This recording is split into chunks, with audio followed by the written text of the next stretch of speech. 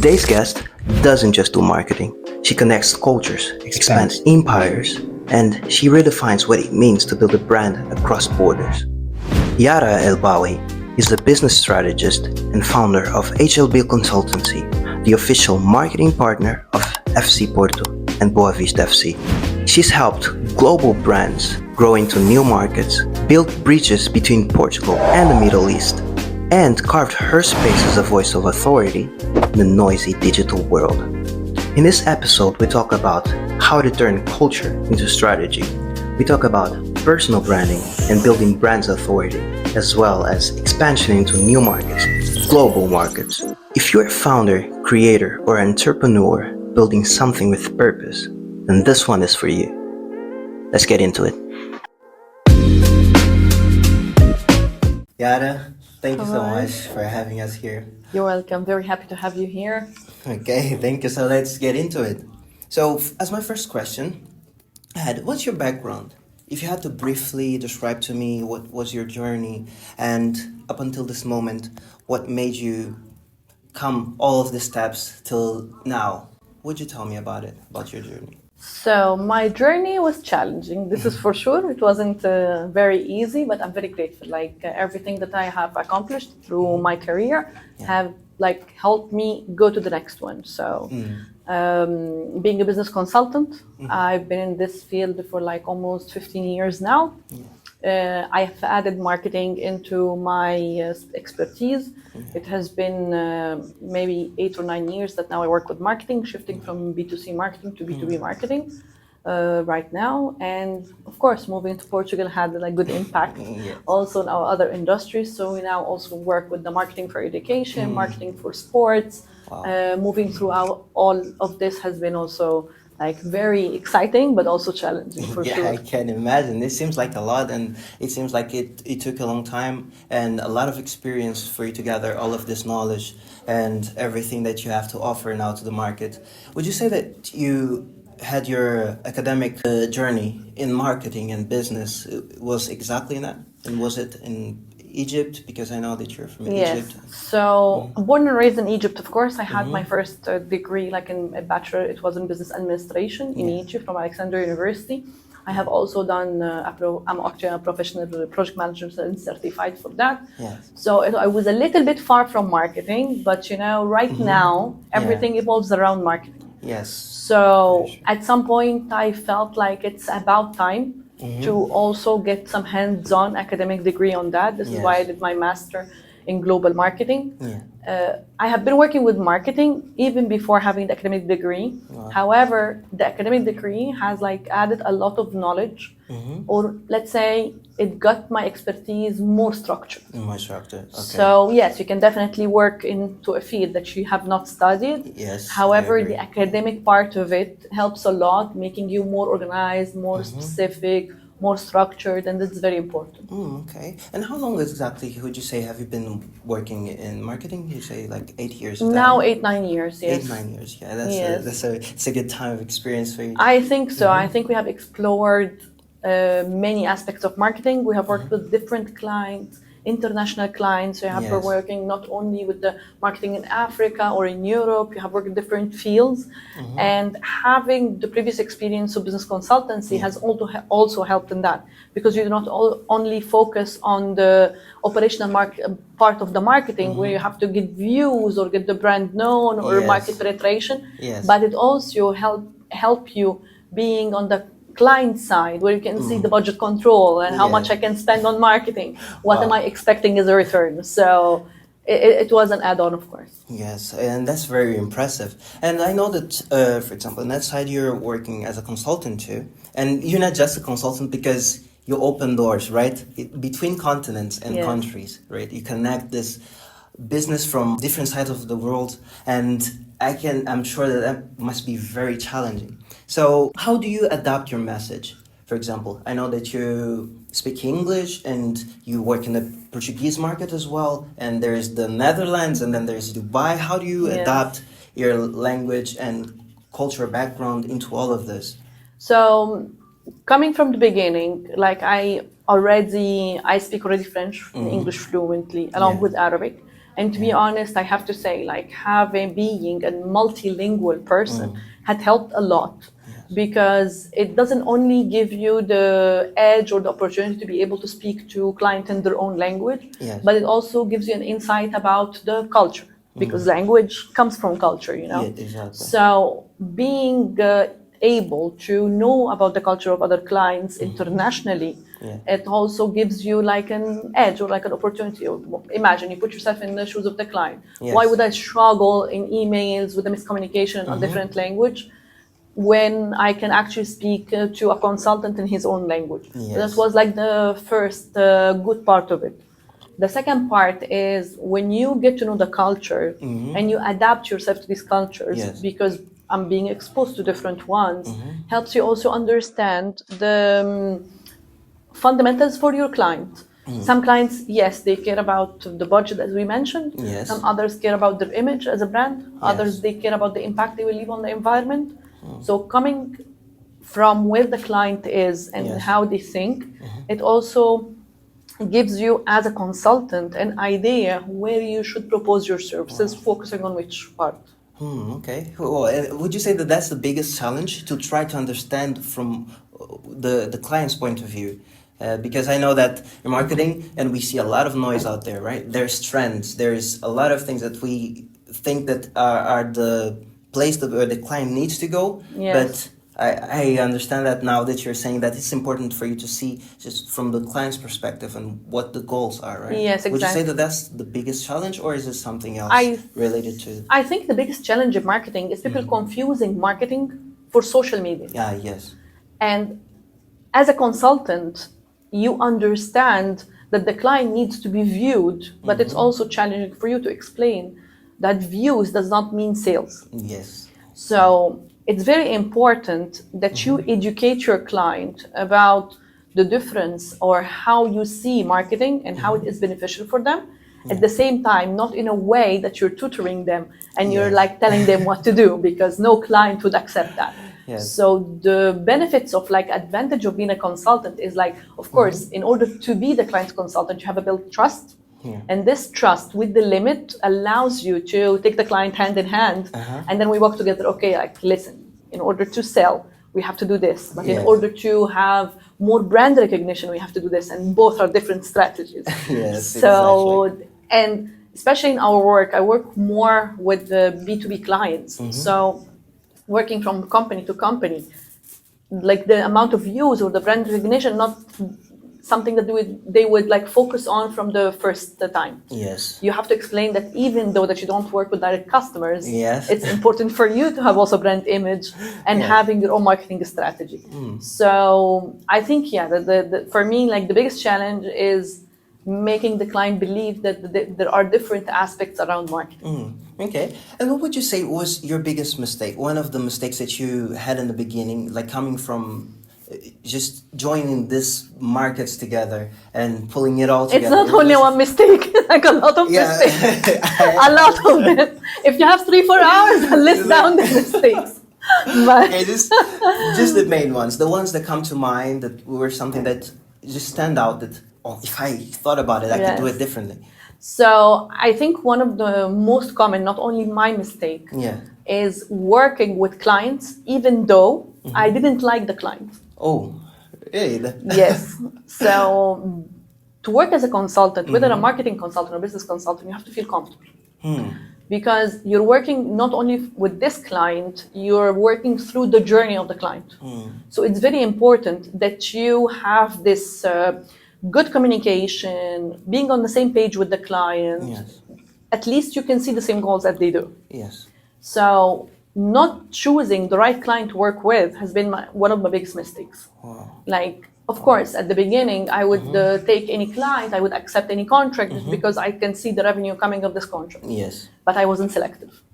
Right now, I focus on selecting my clients, the clients that I can see that I can give them value, but at the same time, they would appreciate that things that will appreciate you as well. Yes. And that you see that you can bring value to them. Exactly. Oh, those are very big lessons. It's very important to be selective.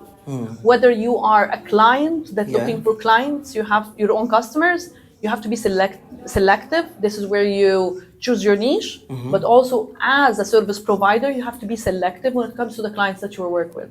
Okay. Would you say that you have like a niche that is like specific? So, talking about it, we have different projects that we work with. One of them is like the sports, the other is the education, and the other one is the business consultancy, so the import and export.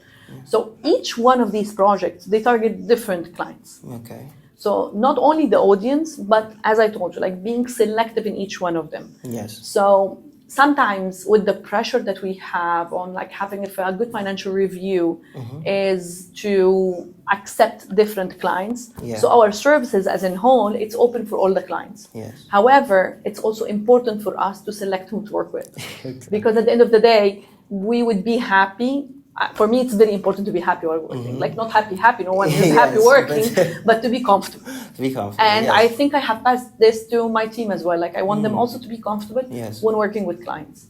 And because it's something that we have to do every day. So if you're not comfortable doing it, then you cannot do it every day when you're not. I'm sure it puts out the best work in yourself as well, right? Yes, exactly. And that leads me to one of your biggest partnerships, right? That I saw, and we were doing our research, that you have this partnership with FC Porto. Yes. Here in Portugal. Yes. To be that bridge between Porto and other markets in mainly Africa. And Middle East. Yes. So it's a partnership that I'm very proud of because I think working with a club as big as FC Porto is a great milestone for us as an HLB, seeing our name in cooperation and in partnership with them, but also like getting them to believe in a company that is not, of course, Portuguese. And our company is Portuguese, but like I'm not Portuguese. Exactly. So getting them to believe in that and to believe that we can actually work with a strategy that would help building bridges between European market and African market, that was also a very good milestone for us. Of course, nonetheless, like being cheering for Porto myself because I live here, it's also important for me. But I still pay for the tickets. Just in every act, I don't get free tickets, so I also pay for that. Not all the time, but it's an important. It was like a milestone for us. It helped us also, and it added a value to our work as being of our clients, and it also helps me. Yes. To realize later that it doesn't matter where you started. It matters if you have a good structure, good work, you can actually do that, it's fine.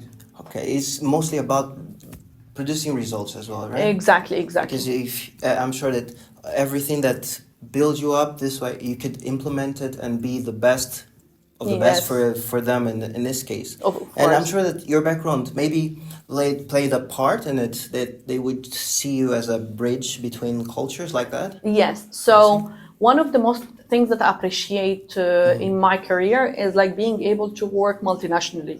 So of course, as I mentioned, due to the language preferences, but then during my professional career, I have worked in multinational companies, like really early. So that gives you also, how do you say, like a resilience and flexibility working with people coming from different mindsets.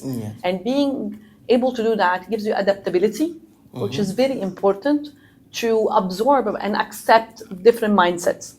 So let's say setting the expectations toward what you expect from this culture, what you expect or what this culture appreciates. So this also helps a lot. Wow. Being with FC Porto is like, yes, we build the bridges, and I always say it's better to take time to build the bridge rather than going very fast and then you drown. So it's okay, you take the step by step, building this bridge over the culture, like seeing how things work, because it's also important to have a local knowledge with the market that you work with.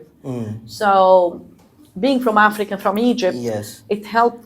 I know how things goes. Exactly. So knowing how things go, it's also important for a club as FC Porto to work with the local experience. It will save them. It will save them the headache, the trouble, and everything. So I think that we have a point plus.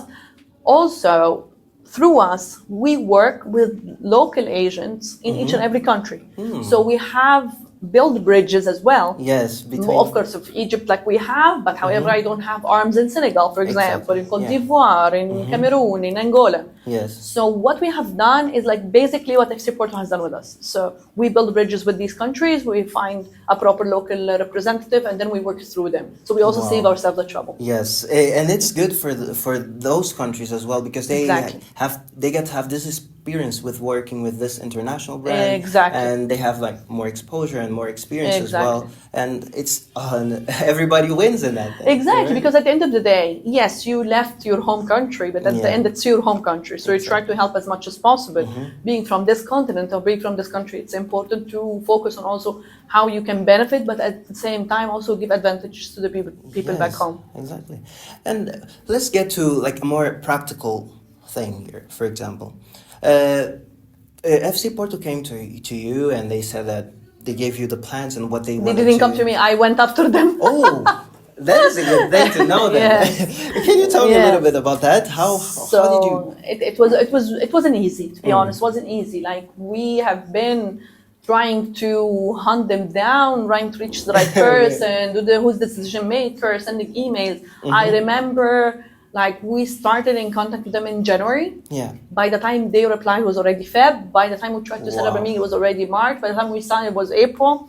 And so I can clearly remember sending around maybe not less than 26 emails just for someone to reply. 26 emails. So it's a lot. And I think maybe they answered only because I sent a lot of emails at the beginning. So it was like, okay, shut up, enough emails, let's listen to what you have. So, and you had to do like a pitch, and of course we sent a presentation and a strategy presentation to what we do, how would we help them, because imagine this project, it was not like an existing project that they have. We offered, like we built this project for them. So sometimes pitching your idea is better than sending a proposal for an idea that already exists. So we proposed an idea and this collaboration. And based on this collaboration, we proposed a strategy that would actually work for them and work for us as well.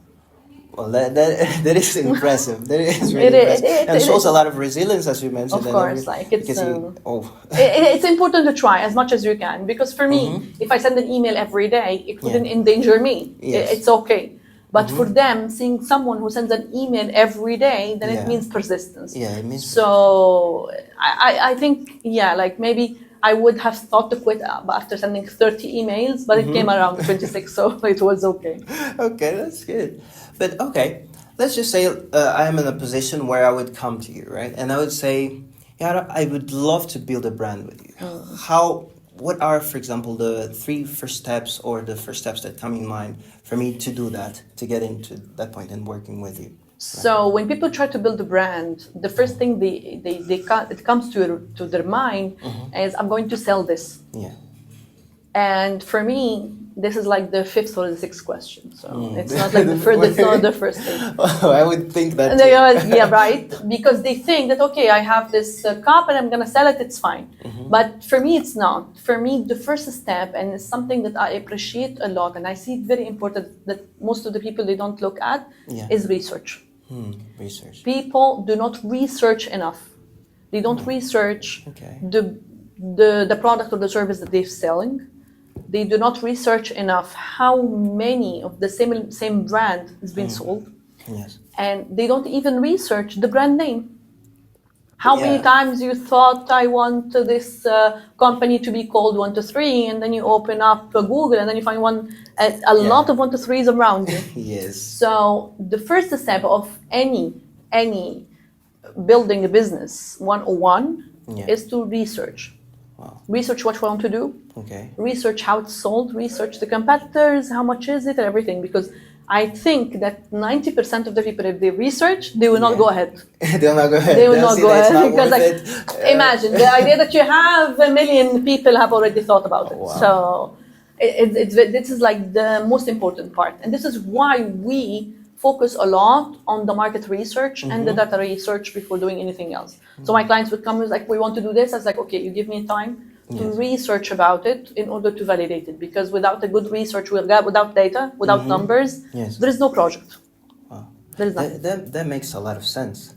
they're really You didn't see this coming. yeah, it's just as the first step. As the Yes. first step, but it makes a lot of sense because it saves so much trouble as well. Exactly. It saves a lot of trouble. It gives you an insight from the market, of course, from the outside the market, but it's also very important for you to know where you would be, where you're located. We're not talking about like full market research, just like opening Google and type the business idea that you have and you see how many people have been talking about it. It's very important.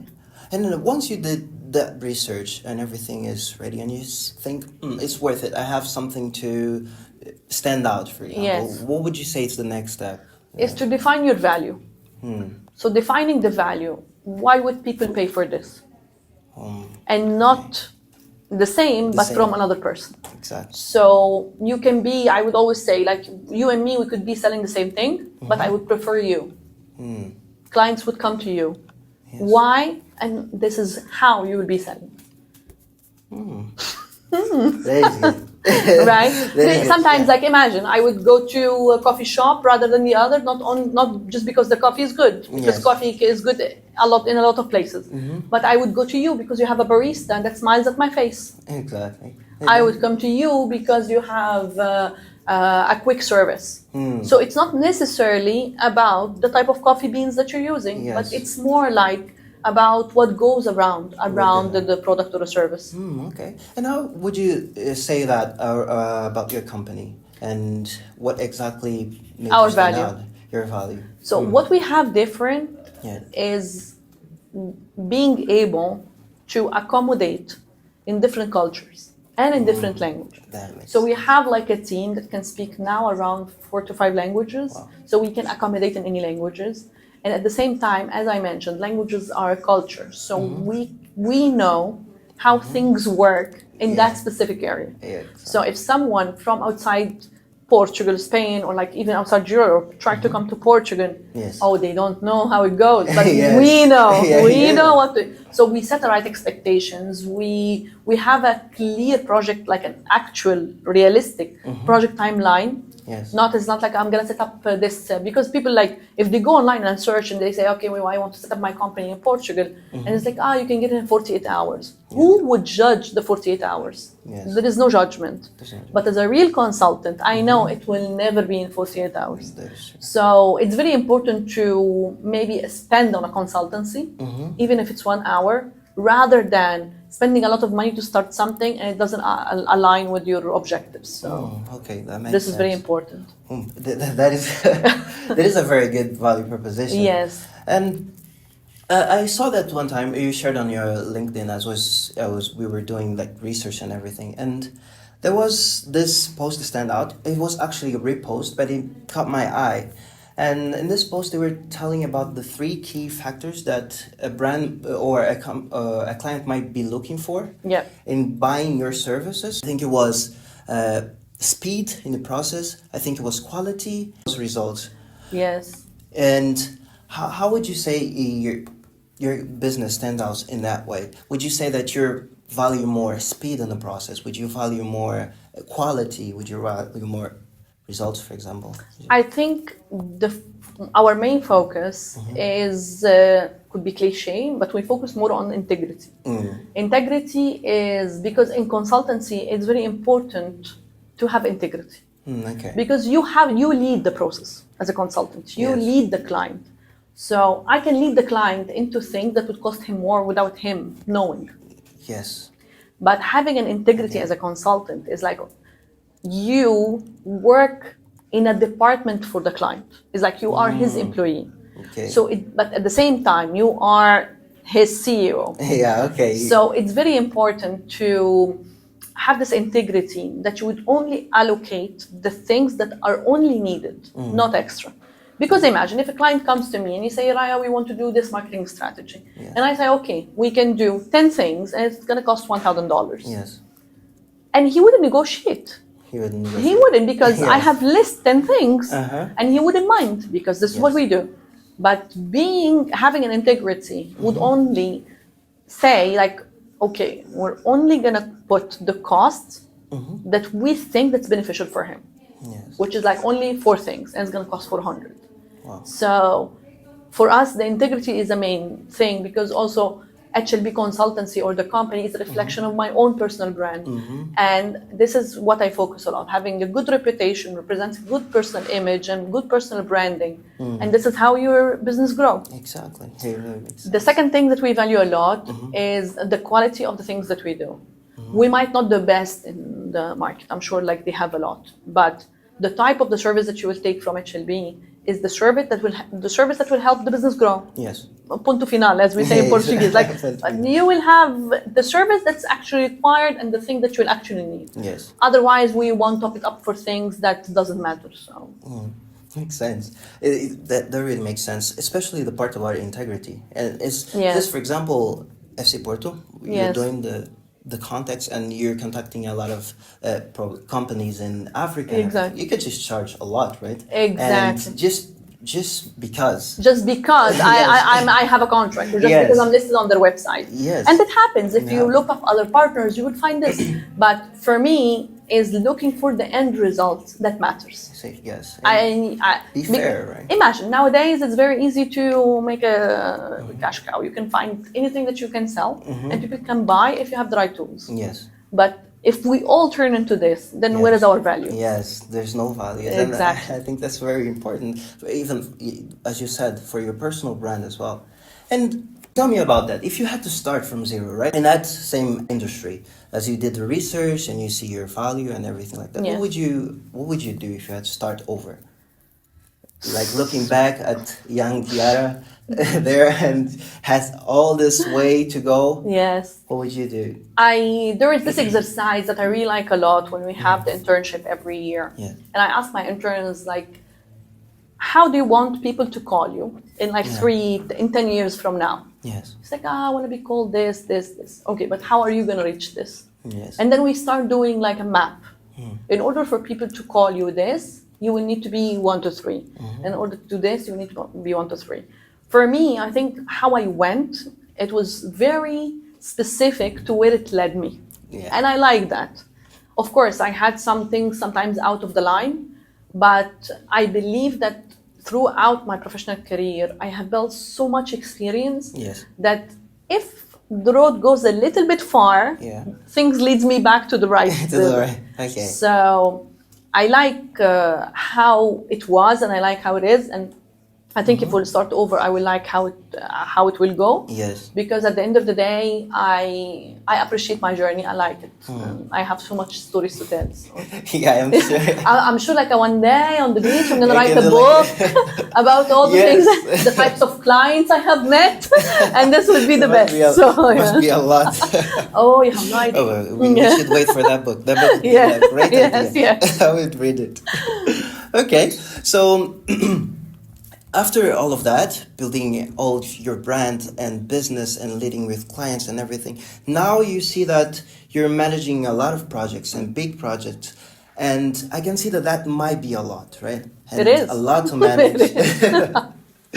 And in a good, and it is in a good way. In a good way. Problem, yes, right? I'm very grateful. I'm very grateful. Yes. Exactly. How would you manage that without burning out? And this goes for a lot of us. For example, me, I'm starting my company as well, and I can see that I have to do a lot, and especially because it's so small, I have to do many things. Yes. How do you manage all of this without burning out? And so coming to it, I don't know if you guys knew, but I had the burnout in 2020.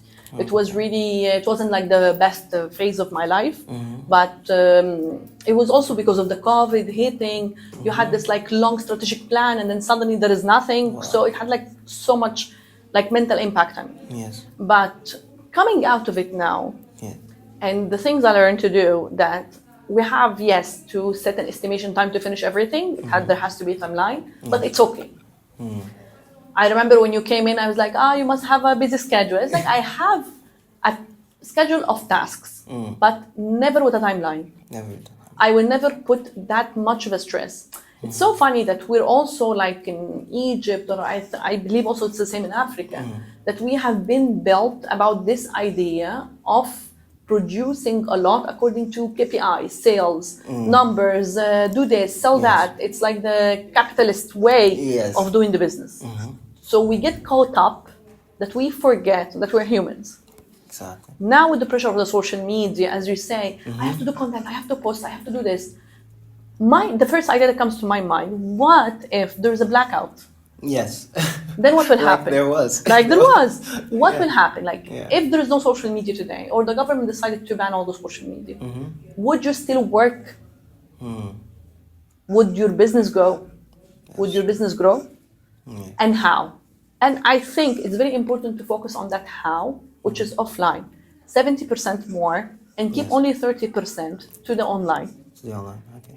And once upon a time, I used to think the opposite, but now, and actually doing this, practicing this, 70% of our clients, they come through offline word of mouth, and only 30% are coming from the online.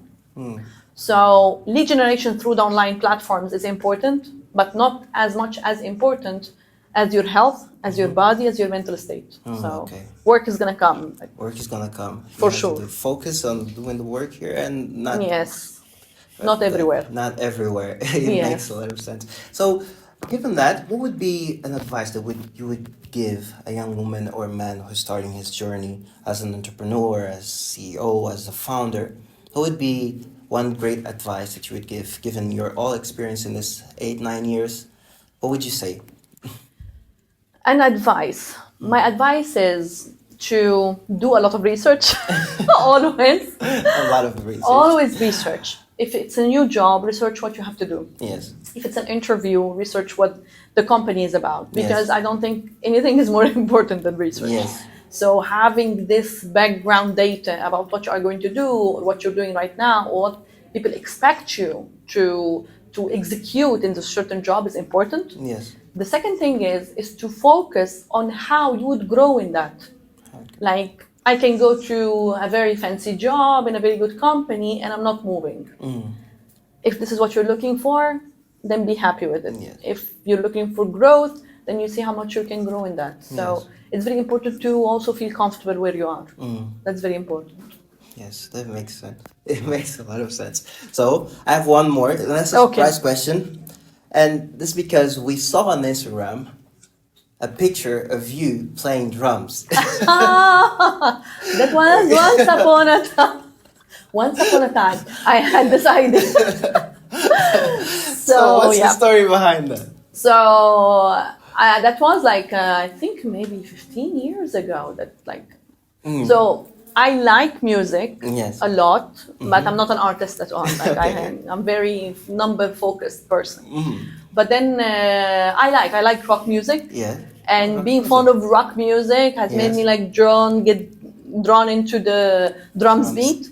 And then I decided, like, why not, like, learning drums? And I thought, like, okay, maybe I join a band, but it wasn't a very good idea. But it was the last time. It was. No, I took lessons. Like, I took lessons for like 2 years. Wow. So I can play drums, but like not a great drummer, but like I can play drums. Yeah. But do not ask me to play drums because it's not like the best thing that you would hear. But I like it. I think it summarizes me, all the the beating that I want to do sometimes, but it goes onto the drums. So it's a very good instrument. It's a very good instrument. It is a very good instrument. Yes. Well, Yara, thank you so much for having us. Thank you so much for coming. It's a pleasure having you. It was so great, this interview, and I'm sure we'll meet again. And for sure. Hopefully we're gonna record this again. Okay. Of course. Okay. Thank you so much. Thank you. Oh, that was great. You had fun? Well, I hope thanks so so. much. You had fun. You had fun?